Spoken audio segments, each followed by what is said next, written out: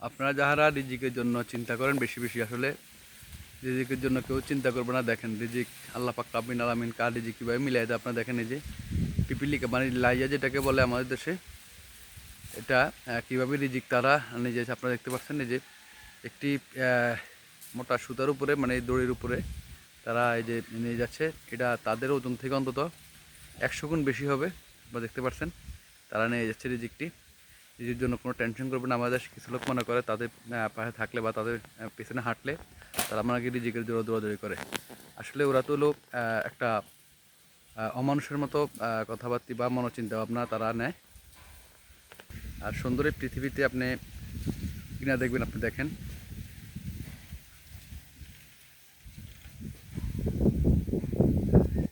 আল্লাহ পাক রব্বুল আলামিন বলছেন রিজিকের মালিক আল্লাহ নিজেই, টেনশনে কোনো কিছু নেই।